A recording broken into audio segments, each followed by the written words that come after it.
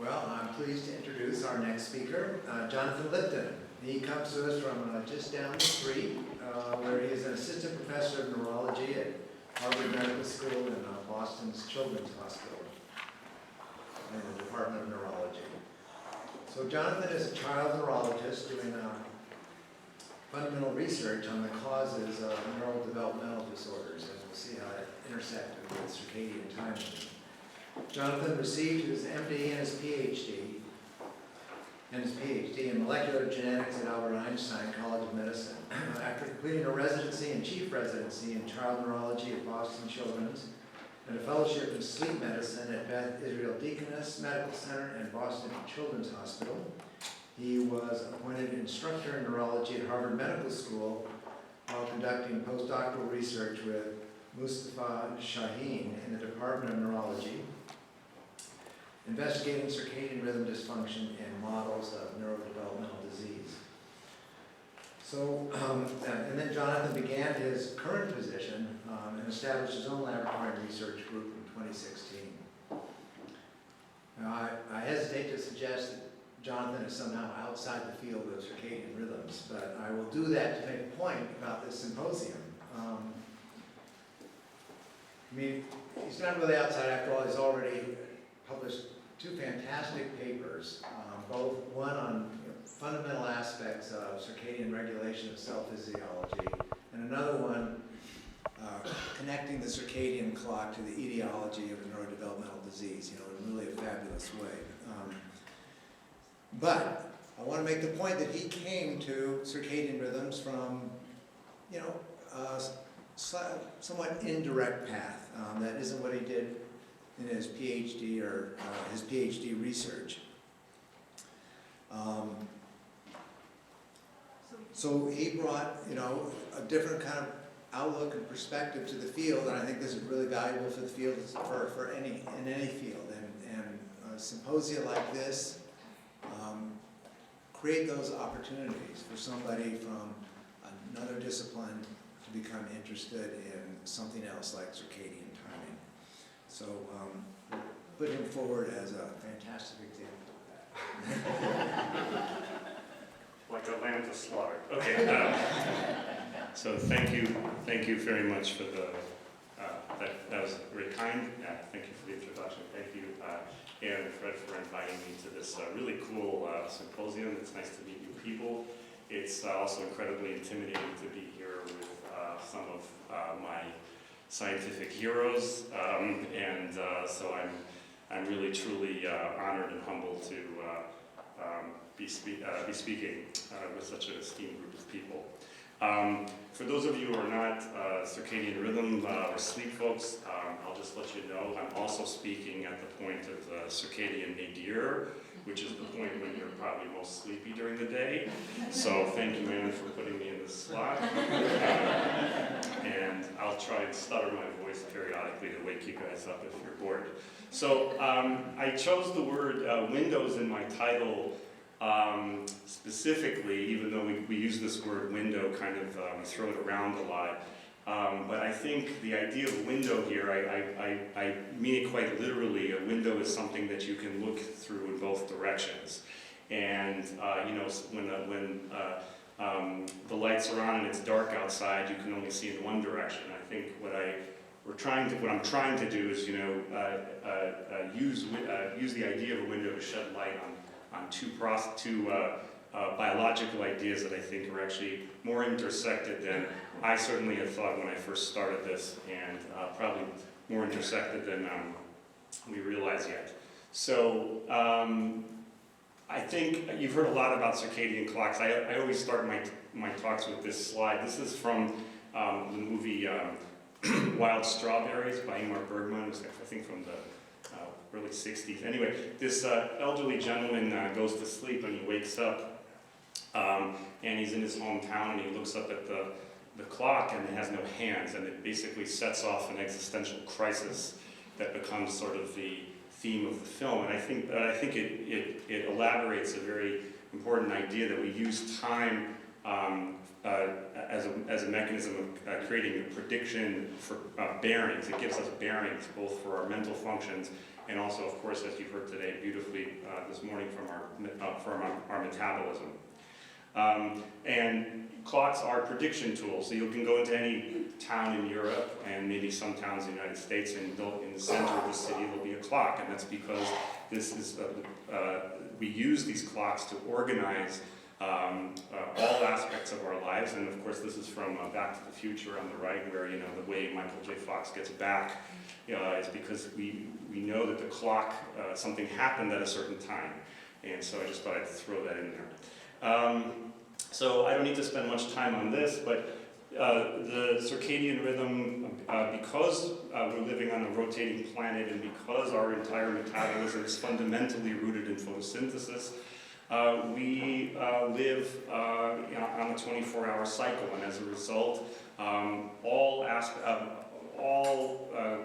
components of our biology are rooted in this rhythmic process.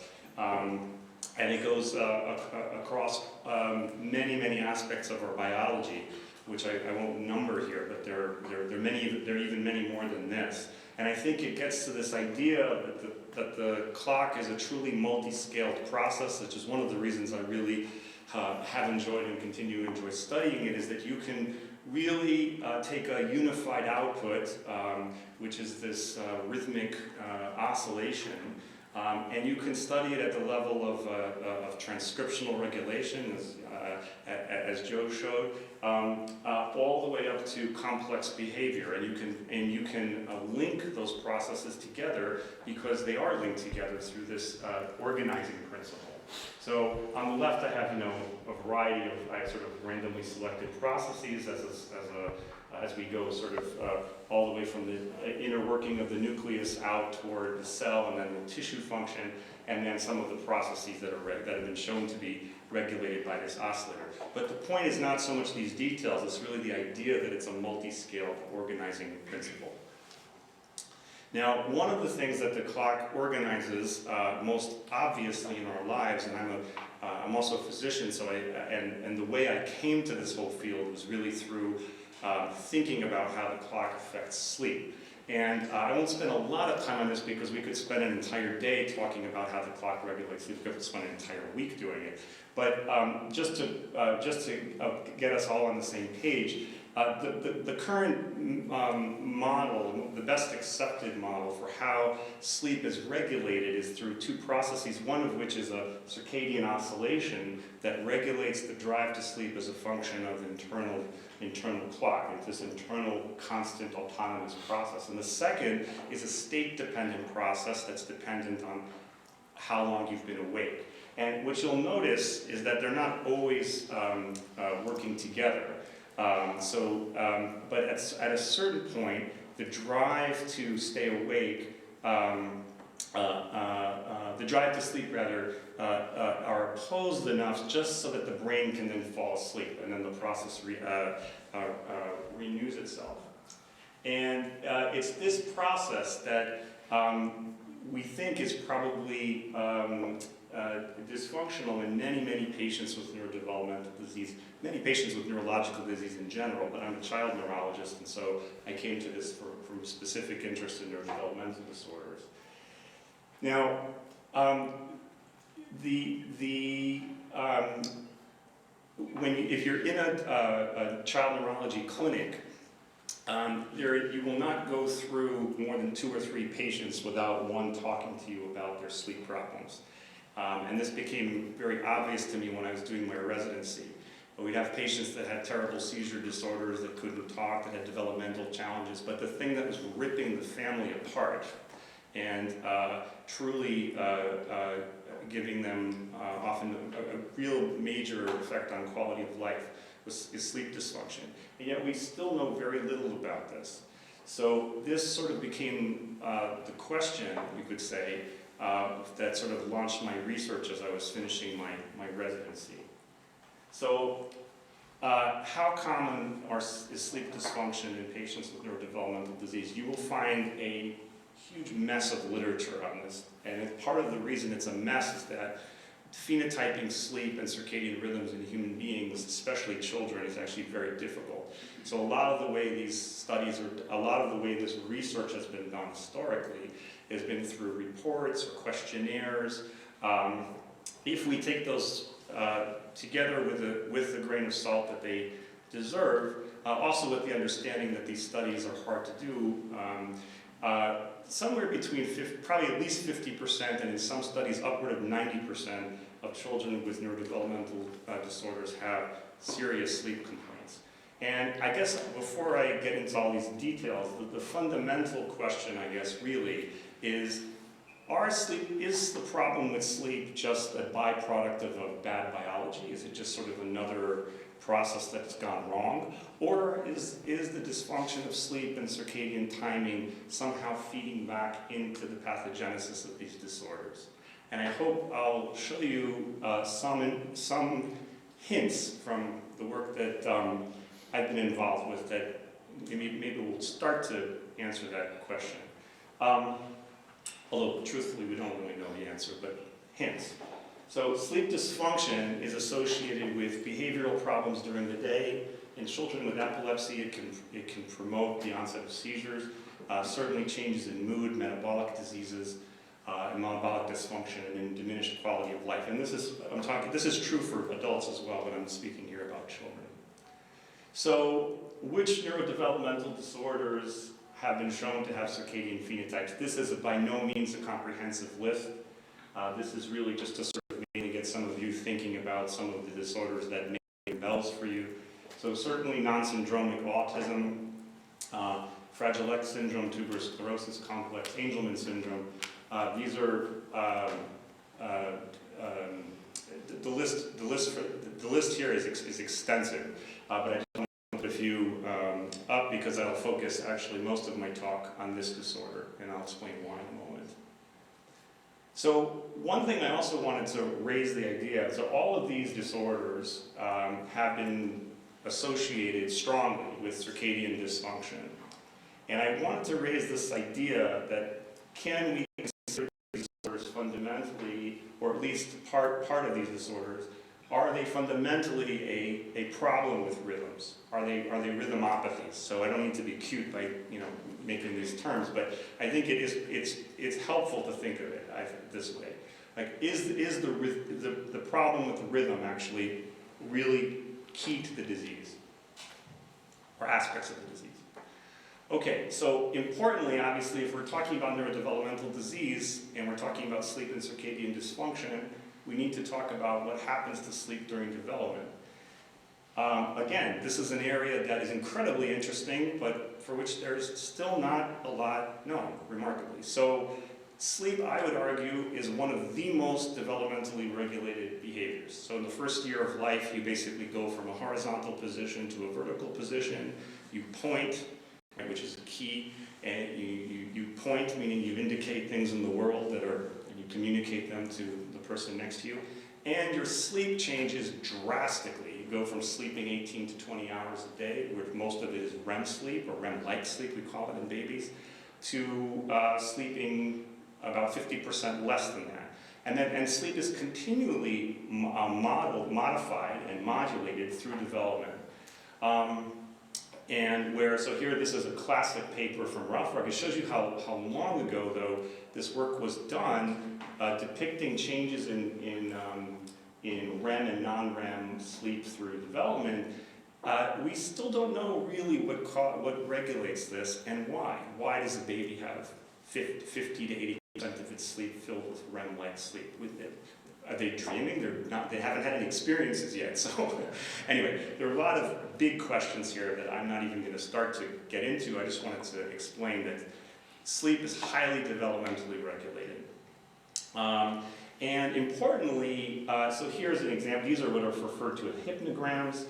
This is from a short review that I wrote with one of my postdocs on sleep and neurodevelopmental diseases. And this is basically, these are hypnograms from actual patients, and you'll see that what it's demonstrating is that this is a night of sleep, and the infant or the child or an adult here are actually in one state or another. And you see that the architecture of sleep is actually quite different as you develop.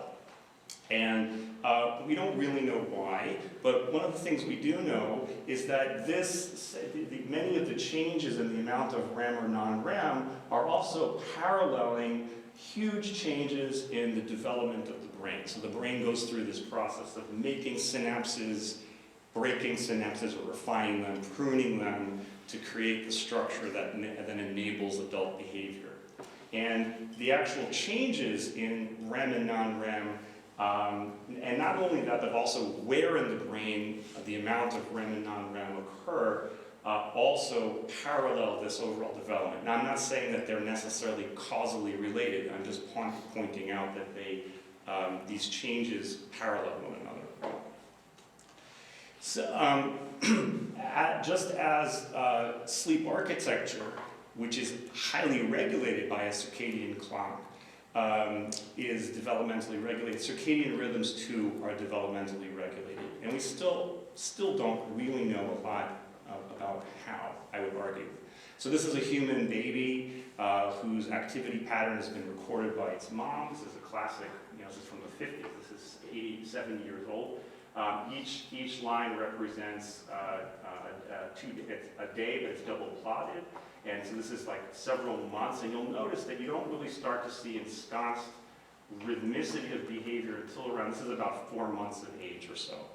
And this probably has to do with a variety of factors. We don't really know why it takes this long, but it probably has to do, probably has a lot to do with feeding cycles of the baby's, this is just a hypothesis, but the baby's stomach is the size of a walnut, and it just can't, the baby has to feed very, very often.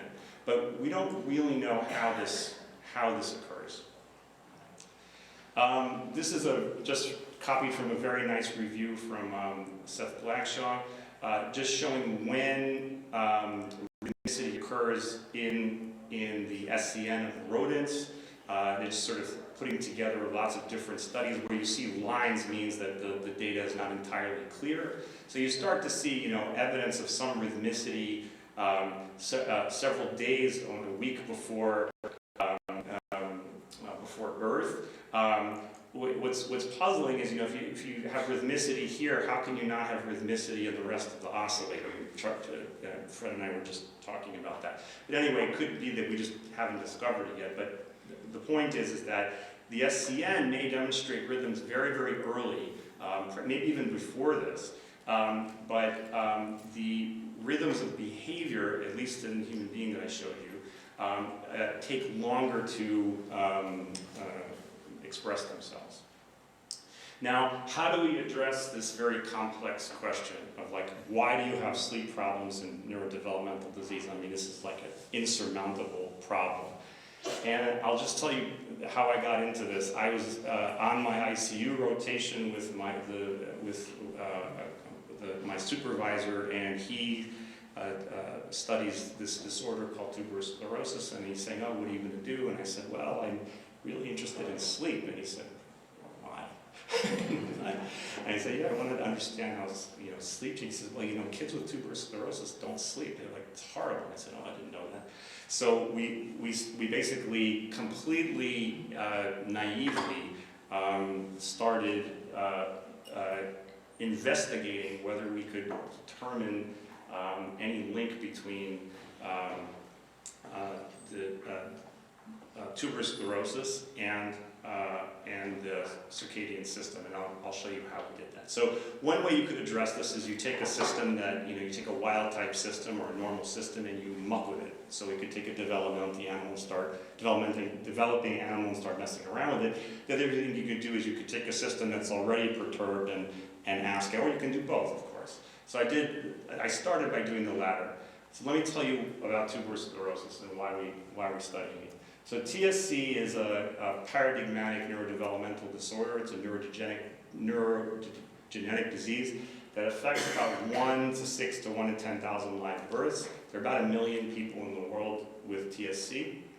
It's caused by mutations in one of two genes, TSC1 or 2, which form a functional complex, which we'll discuss in a moment. And clinically, these patients, 90% of them have epilepsy, about 70% have intellectual disability, and about 30 to 50% have autism, and about 30 to 50% also have sleep disorders. The cause of the disease is well known, the pathway is well understood, there are animal models, there are cellular models, so it really provided us a lot of tools to start asking questions where we could really get into mechanistic detail. The disease is called tuberous sclerosis because the patients, these are T2-weighted MRIs, the patients have tubers. They have these areas of non-different, I don't know if you're not used to looking at MRIs, you may not see this, but these little whitish areas, here and here, or here they're all over the place, actually. So these areas, these are totally abnormal. So these are areas where there are these non-differentiated large cells that form what have been pathologically called tubers. They also contribute to a dysfunctional connectivity. So this is the connectivity, is a white matter diagram in the brain of this is actually a summation of many different studies. So that you can see the major differences in the connectivity between this brain and this brain. It has many, many effects, this disorder. But to stay focused, there's now a growing appreciation that although TSC affects many organ systems, the manifestations that cause the most morbidity for children is the neurological manifestation. And connected with those, in addition to the epilepsy, are a whole host of neuropsychiatric problems which have now been referred to under this umbrella called TAND, which is the TSC-associated neuropsychiatric diseases. And among those, even though it's at the bottom of the list, the most common is sleep dysfunction. This is not a small problem for these kids. I can just tell you, when I go to TSC meetings and I give talks, the room is mobbed, and it's not because it's me, believe me. It's not because I'm talking. It's because these are meetings with researchers and patients. The patients are desperate. They are just desperate for help. So anyway, this is an important problem, is what I'm trying to say. So what does TSC result from? TSC is an Mtor apathy. It's a disorder of the Mtor signaling pathway. For those of you who don't know what that is, I'm going to tell you. Mtor is the mechanistic target of rapamycin. It's a kinase that's present in all cells of the body. It has a very rarefied role in integrating crucial upstream nutritive signaling. So growth factors, amino acids, stress, oxygen, all signal through a variety of factors which are, the pathway is obviously, like most pathways, is vast compared to what I'm showing here. But there are a whole host of upstream signals that signal down through and then decide whether to actually turn mTOR on or turn mTOR off. And then because of its substrates, mTOR is a kinase, so it phosphorylates, it's an enzyme that phosphorylates substrates. It has several thousand substrates. But what it does is it makes a decision, you could say, in anthropomorphic terms, it makes a decision to grow or to break. So it makes or breaks. It grows or, so I think of it as like, it's like the circadian rhythm of the cell. It's sort of like, make stuff or break stuff. It, rests or it's active. It's obviously not that simple, but and one of the things mTOR does is it regulates these two proteins, which are core regulators of protein synthesis, and it also regulates a whole host of enzymes involved in autophagy, which is the process by which proteins and organelles are broken down.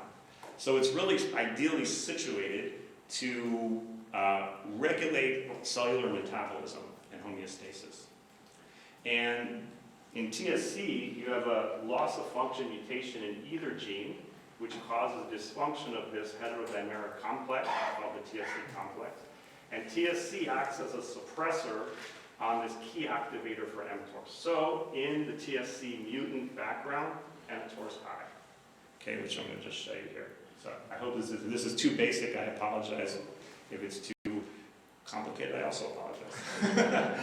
So in the TSC background, you have very high, you have dysregulated rep. Rep then has mTOR is high, and you have then dysregulated function. Okay. So also importantly is you can block the function of mTOR by blocking, actually this doesn't block rep, it blocks something that interacts here. But you can block this pathway by using medications or drugs that block the function of either mTOR activation or the activation of the kinase itself.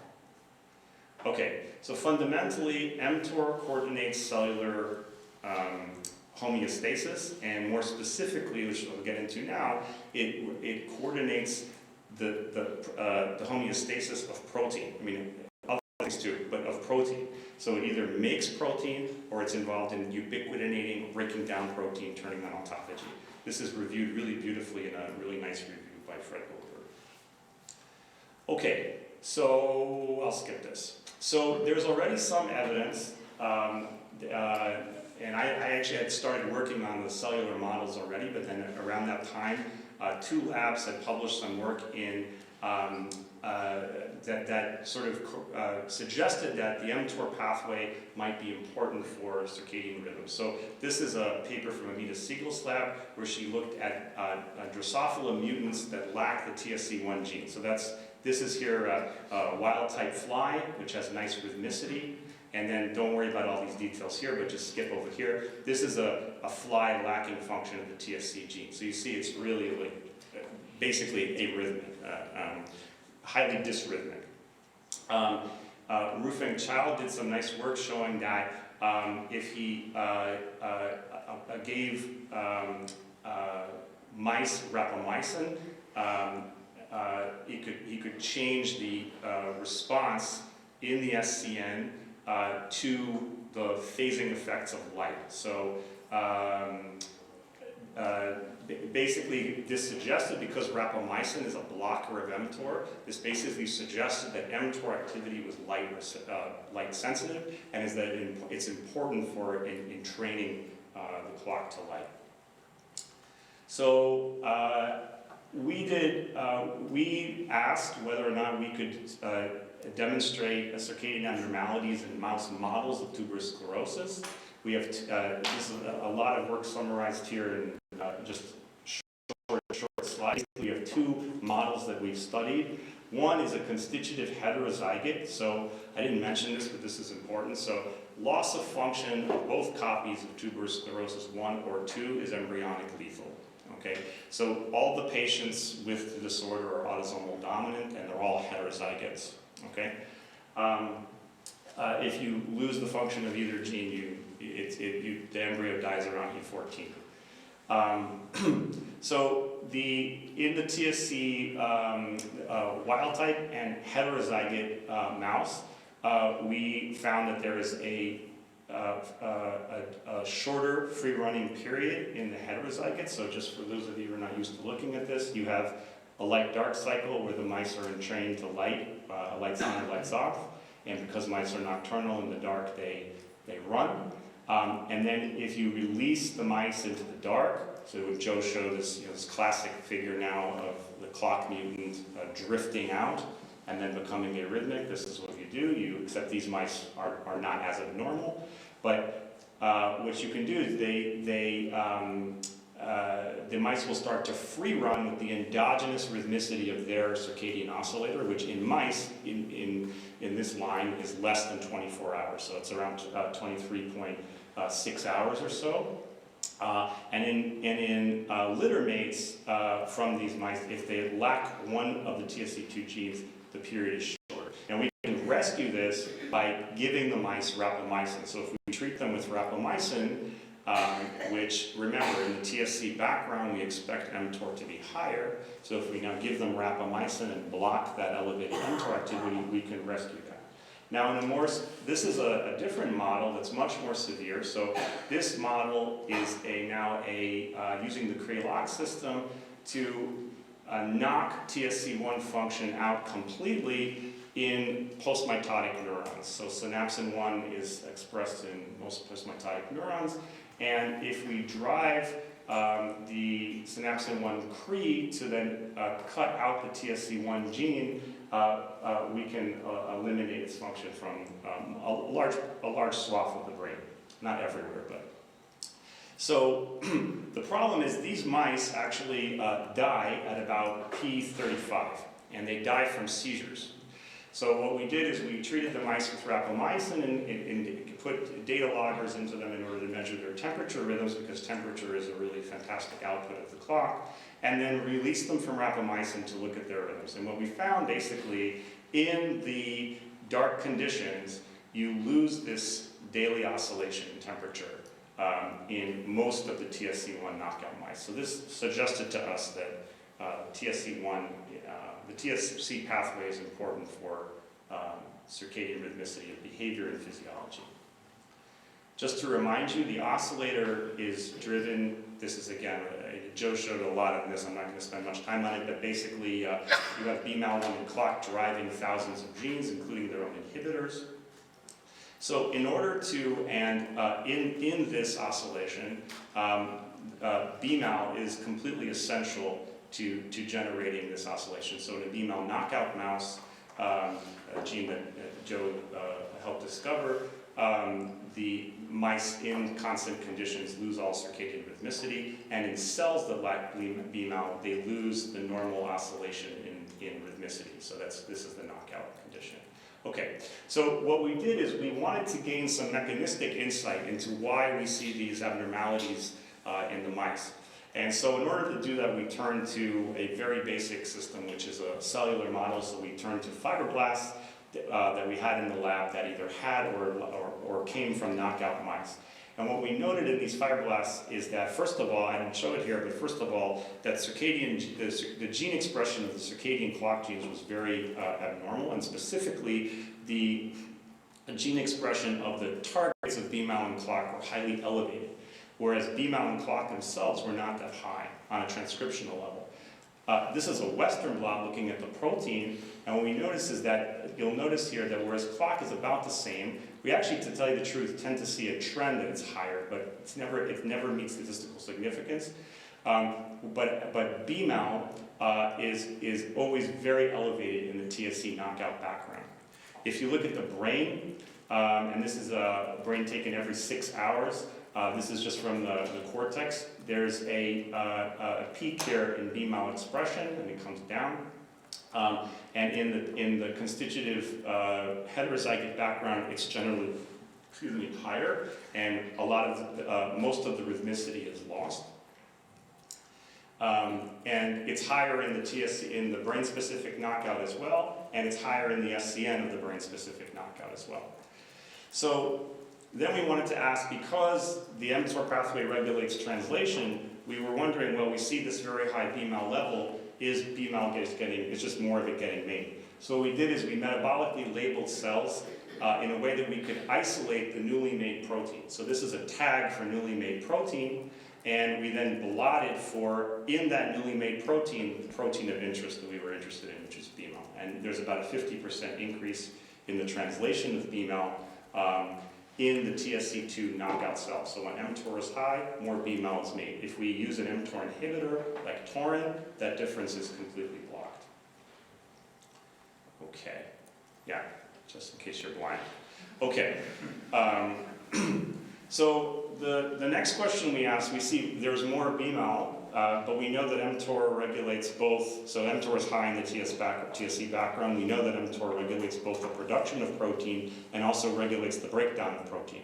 And since we see very high levels, we wondered, well, maybe in these TSC knockout cells, maybe there's not only more BMAL being made, but not enough BMAL being degraded. So that got us thinking about BMAL's proteostasis. How is it actually turned over? And it's very interesting. So the BMAL is known to be ubiquitinated. That's been known for some time. And there's now some evidence that a ubiquitin ligase, I won't say the ubiquitin ligase, but a ubiquitin ligase for BMAL, remarkably, to me, is UB3A. So for those of you who don't know what UB3A is a ubiquitin ligase, an E3 ligase, that is also considered the causative gene in another neurodevelopmental syndrome called Angelman syndrome. Okay, and Angelman syndrome is associated with seizures, developmental regression, ataxia, and most prominently, actually, now considered one of the diagnostic criteria is sleep dysfunction. Okay. Now, many proteins that are ubiquitinated, that get tagged for degradation, also have enzymatic systems that remove those tags. And those enzymatic systems are deubiquitinases, and there's a whole families of these. Actually, we got beaten to the punch here. We actually had found this from my publication. We had found that BMAL interacted with USP9X, and we're getting ready to get this out to the universe, and then it got published, but that's okay. And it turns out this is also a very, very interesting protein. USP9X is a deubiquitinase that's also associated with neurodevelopmental disease. So there are X-linked, it's an X-linked disease, there are X-linked cause of intellectual disability that also are caused by this enzyme, one of whose substrate is BMAL1. Okay, yeah, so BMAL gets broken down, and then it can get unbroken down by USP9X. So what does that have to do with what I'm telling you? So first we found that in the TSC2 knockout cells, that the amount of BMAL that broke down is decreased. So here's cells that are treated with cyclohexamide to block new protein synthesis. So you're just looking at the amount of the protein that's made as it disappears. And in the TSC2 knockout cells, actually very little disappears. Here we made a fusion protein to look at this more continuously, and we can see that the half-life of BMAL in the TSC2 knockout background is reduced. And we then did immunoprecipitations to show that BMAL interacts with this deubiquitinase, USP9X. And we found, we found two things, one of which I realized I didn't put on here, but I'll show you in a moment. So we found that BMAL interacts with this deubiquitinase, specifically in the cytoplasm, and this is in the brain. It also does so in cells. And if you look in knockout cells, there's about more than twofold increase in the amount of the deubiquitinase for BMAL that is bound to BMAL. And if you look here, the amount of ubiquitination is actually, so this is the amount of ubiquitination that's occurring in the wild-type cells. And this is the amount of ubiquitination in the knockout cells. It's very, very little, actually. So we also found, and I realized I didn't put the blot in here, I'll skip that, the amount of UB3A that interacts with BMAL is actually reduced. And so it creates this following model. In the physiological background, TSC regulates Mtor, which regulates these pathways. BMAL gets ubiquitinated by UB3A and deubiquitinated by USP9X, and there's a homeostasis BMAL. In the background, high Mtor, high BMAL, and we think that that's partially related to the activity of Mtor driving the translation of BMAL, but also an imbalance in the proteostasis of BMAL. So there's less of the ligase bound and more of the ubiquitinase bound, which results in less ubiquitinated BMAL. Okay, and this is just a nice drawing that my friend made for me. Okay, cell reports rejected for the cover. Okay, yeah, that's right. That's okay. It's all good. Okay, so that's the tip of the first iceberg. And the second iceberg, I'm going to do it one time. Okay. It's actually a really simple story, so that's a lie. Okay. Okay. So the Mtor pathway regulates translation, and among the key ways it does that is through the regulation of these proteins that regulate translation, one of which is a kinase called S6 kinase 1. S6 kinase 1, all of its substrates, or most of its substrates, are actually translational regulators. And it is part of a family that has a very, very well-defined phosphorecognition domains. Sitting in the lab late one night, I decided to look for these domains in BMAL and identified one. And I'll make a very long story short. Basically, we found that BMAL gets phosphorylated at a single serine residue, IS6K1. We've actually subsequently found, and another group has also published, that AKT also can phosphorylate the same site, for those of you that care. But we demonstrated in this paper that S6K phosphorylates BMAL, and we then found that that is sufficient to enable BMAL to interact with protein synthesis machinery. So this is an in vitro kinase assay showing the phosphorylation event. If we make a mutation in that site, a single point mutation that can't get phosphorylated, we lose it. We found that BMAL interacts with in the cytoplasm with a whole host of translational regulators. I won't spend time on this. This is important. Basically, we found that if we express BMAL, we can pull down these translation factors. Okay, but if we make a point mutation in that one phosphorylation site, it cannot come down. Functionally, we use a translation assay that uses a luciferase reporter for translation. The more BMAL we add to the system, the more we will be able to drive an increase in translation. If we make the point mutation and add the same amount of the protein in, it doesn't do anything. Okay? We also found that if we remove the DNA binding domain of BMAL, it has the same effect. So the binding DNA is not required for this function. Okay, so how do we make sense of this mess? So this is our current preliminary model. TSC suppresses mTOR, as we know, and it then organizes a downstream cascade that regulates various aspects of BMAL function. First, what it does is it regulates the proteostasis of BMAL by regulating the balance between its ubiquitin ligase and its deubiquitinase. Secondly, it also is involved in phosphorylating BMAL, which we've linked to a role for BMAL in regulating protein synthesis. We've now in my lab made a point mutation, in a mouse with a point mutation here, and we're currently studying it. It has some interesting phenotypes. But it's too soon to report them, but we're getting there. If you knock out TSC, you have very high mTOR, high S6 kinase, and high BMAL because of an imbalance in the regulation of UB3 and USP9X, and also an increase in BMAL phosphorylation. Okay, so one of the predictions from this, okay, and this is a little bit wacko, one of the predictions is that in the TSC background, there are going to be a whole bunch of arrows here for high mTOR that are high. One of them is BMAL. So we have the crazy idea to say, what if we normalize this BMAL amount? What will it do to the phenotype of the TSC mouse?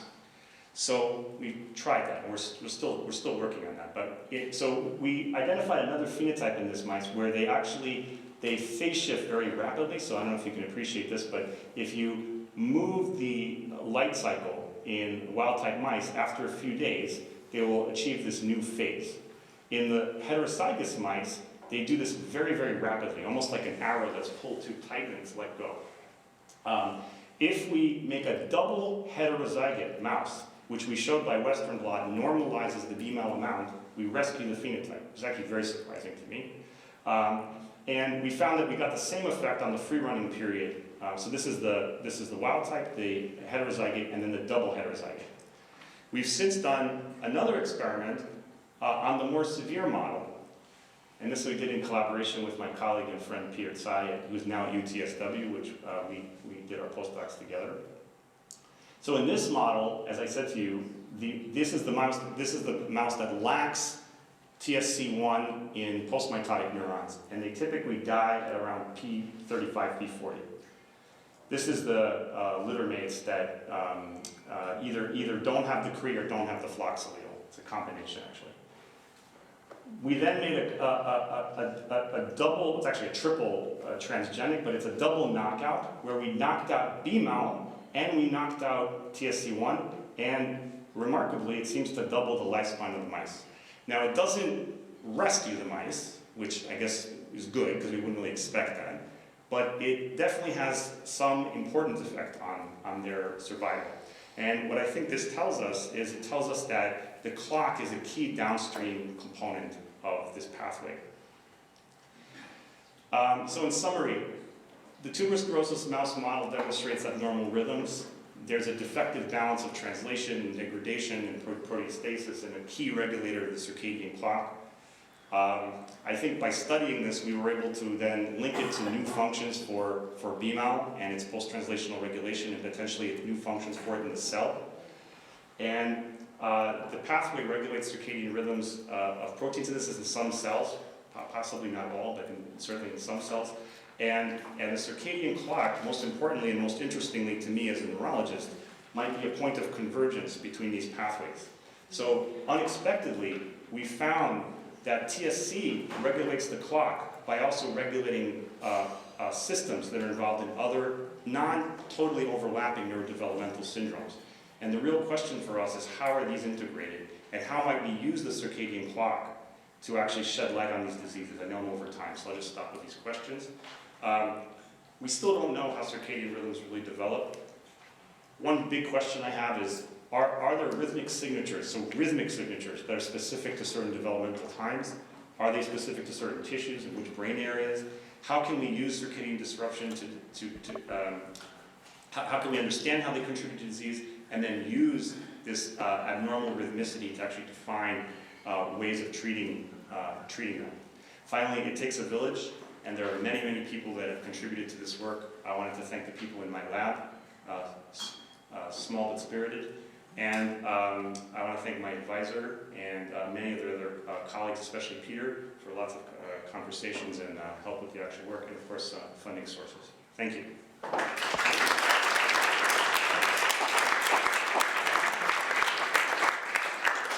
That was excellent. I think the development of the clock in each organ is going to be really interesting. Obviously, the ovary has to develop a clock. That's great. We have time for a couple of questions. Yes? So the patient data you showed, TSC, it looks like a diffuse intensive image where the fibers within the brain were actually quite sparse. Yeah. So in your mouse model, is that replicated? Yeah, that's a good question. So there's a hypomyelination, so it depends on the model. So in the heterozygous model actually has a very mild phenotype. They have some learning abnormalities. They don't actually develop the tubers. So in many ways, it's not the greatest model. It's sort of a good model for like loss of function on the pathway, but it doesn't recapitulate all the features of the disease. In terms of connectivity, they do have decreased connectivity, and they have a decreased myelination. The knockdown model is much more severe. They also, interestingly though, don't develop the tubers, but they do have a very marked connectivity abnormality. So yes, with an asterisk, yes. So, two of the diseases you mentioned are imprinting disorders. Yes. Okay, and I'm just wondering, is there, besides the sleep deficiencies, it was always my impression with Prader-Willi, with Engelmann, that these are eating disorders as well, that are coupled to some metabolism issues. Yeah, so Prader-Willi is a hypothalamic disorder. Okay. It's a disorder of hypothalamic function. So they have obesity, hypogonadism. They initially have failure to thrive, actually. So they're initially very small and sort of, but then they eventually develop hyperphagia, hypogonadism, and severe obesity. Angelman, no. They have GI disturbance, but it's not. It's probably not directly metabolic. I'm just wondering, is there any other disease with uniparental disomy that shows things like this? There are many diseases with. Because there's a paper that came out recently to show that the incidence of uniparental disomy in our species is much, much greater than previously anticipated. Yeah, I'm not an expert enough to really answer your question, but I know that there are many. Yes. Yes. Yeah. Thank you very much, John.